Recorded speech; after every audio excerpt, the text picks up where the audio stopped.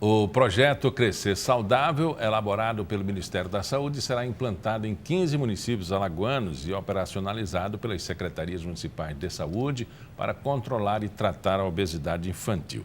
Quem vai explicar para a gente como esse monitoramento vai funcionar é o assessor técnico do programa Saúde na Escola, Eloy Anos. Eloy, um país considerado terceiro mundo, no Nordeste considerado onde se passa fome, onde poucas pessoas têm acesso à alimentação. É importante esse projeto mesmo ou não seria um programa nutricional melhor qualificado? Bem, o programa é extremamente importante, conforme você colocou, ele vem avaliar, prevenir, controlar, monitorar a obesidade infantil, ou seja, menores de 10 anos. E claro que ele é muito importante, porque um menino obeso não significa que ele seja um menino saudável. Ele pode ter uma obesidade instalada e ele ter, ao mesmo tempo, uma desnutrição. Por quê? A alimentação que ele faz uso diariamente, colocado pelas famílias, enfim, ou até por opção dele na rua e nas cantinas, ele se alimentar de alimentos que são ultraprocessados, que são esses biscoitos recheados, refrigerantes, guloseimas em excesso, faz com que ele tenha uma obesidade e, ao mesmo tempo, ele não tem um organismo perfeitamente nutritivo. Existem meninos obesos que também são complicados em relação à sua anemia. Ele é gordinho, mas ele é anêmico. Por quê? Porque ele não come nada saudável, ele não come nada balanceado. Ele não faz uso de frutas, nem legumes, nem sucos. Ele acaba comendo diariamente, até por orientação da própria família ou por opção de comodidade, acaba comendo muitas bobagens que não são nutritivas. Esses alimentos que eu lhe falei, os ultraprocessados, eles são alimentos que contribuem excessivamente com a obesidade, tanto da criança como do adolescente como do adulto. E é bastante democrático, porque considerando que a gente é o que come, e a criança é o resultado do que ela vê, os exemplos, nos programas infantis não se tem outra coisa senão a propaganda dos processados, enfim.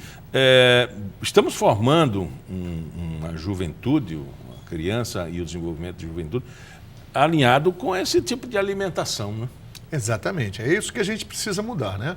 Por isso que esse trabalho, esse Crescer Saudável, veio para somar esforço das escolas, junto com as famílias responsáveis, de tal forma que a gente sensibilize pais e responsáveis ao quê? A levar a criança ao supermercado, mas induzi-lo a comprar alimentos mais saudáveis, induzi-lo a ingerir coisas mais naturais, deixar de lado esses, conforme eu te falei, ultraprocessados. Que a gente crie na criança um comportamento e um compromisso de se alimentar de forma mais organizada. Frutas, legumes, sucos naturais, enfim. As 3 refeições, porque tem criança que, eu também sou professor na rede estadual, e eu vejo que meus alunos vão para a escola que se alimentaram ontem. Aí chegam na escola, querem comer cheetos, querem comer guloseimas e alimento mesmo não comem. E o alimento ofertado pelas cozinhas, pelas cantinas escolares, é de qualidade. Um alimento saudável, balanceado, com nutricionistas, com tudo, e ele não quer comer aquele alimento.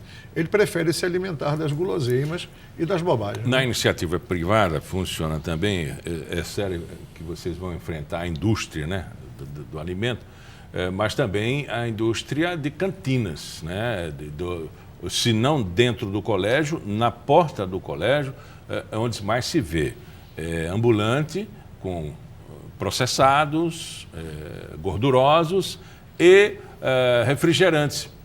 Então, vocês vão dizer uma coisa e eles vão ver outra, né? A não ser que as cantinas, né, haja uma ação também nas portas dos colégios para oferecer um alimento mais saudável. Isso é uma política também de enfrentamento à tradição, né? Com certeza. E esse trabalho nas cantinas já vem sendo desenvolvido.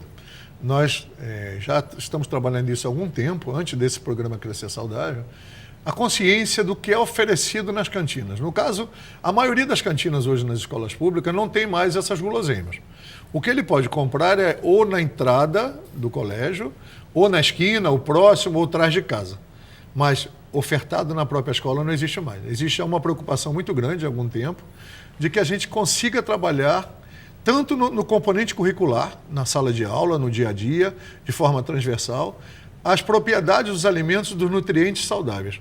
E deixar de lado esse consumo errado, esse consumo equivocado de comer essas guloseimas, esses docinhos, esses biscoitinhos, que se vende às vezes próximo à escola ou mesmo na porta da escola. Algumas escolas, inclusive, já estão reprimindo esse tipo de comércio.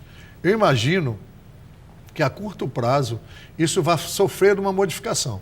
Porque se nós criarmos na criança uma consciência do alimento saudável, de ele se alimentar corretamente em casa, a mãe, o pai, o responsável, fazer uma feira adequada aos nutrientes necessários ao seu desenvolvimento, ele certamente não vai comprar na porta da escola.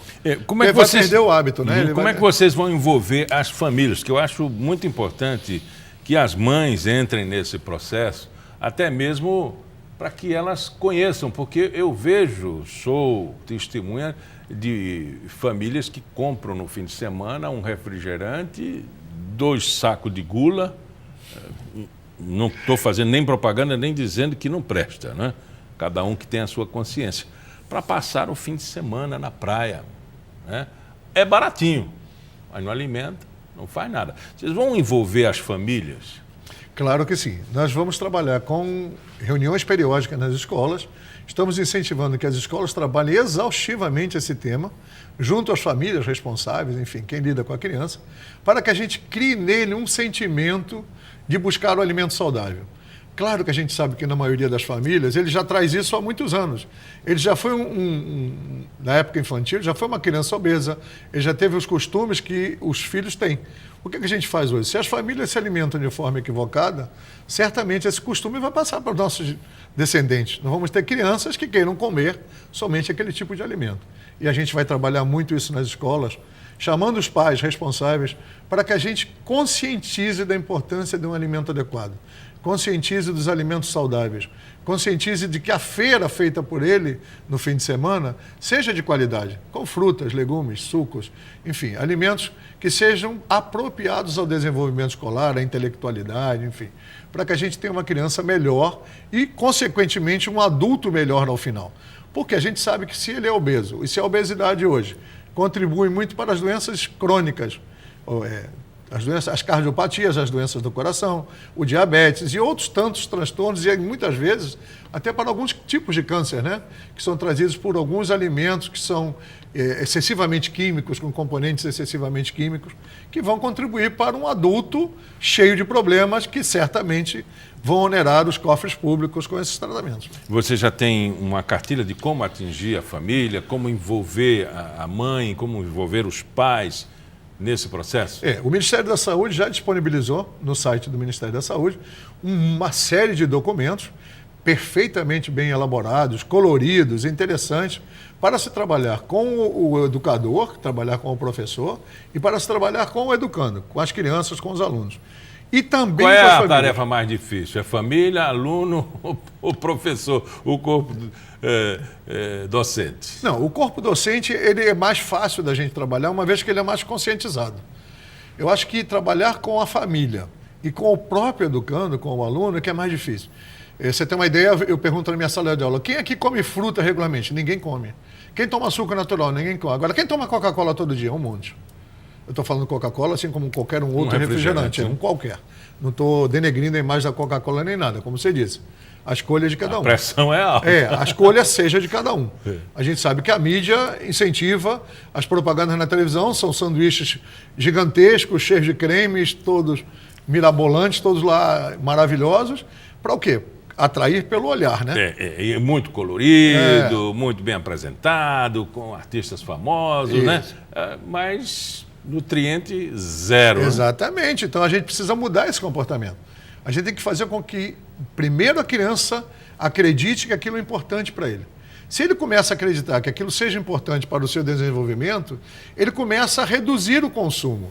Se ele deixar de consumir, já vai incentivar a família, mãe, não quero comprar isso não, compra maçã, compra uma fruta, compra um suco de laranja, enfim, o ideal é que você faça da própria fruta, uso de polpas congeladas, enfim, mas que ele acabe sugerindo à família que adquira esses alimentos. Porque o professor falou na sala de aula que isso não é legal, isso não é saudável, isso faz mal à saúde, ele já começa a induzir a mudança de comportamento na família. E, consequentemente, de toda a família, né? Irmãos e etc. Agora, é preciso muita vontade, muito desempenho, né?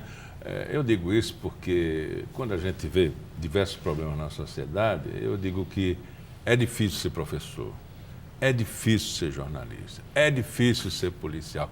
Por quê? Porque as pessoas não querem assumir o que são. Eu sou professor, eu sou jornalista, eu sou policial. Então, assumam o que você é.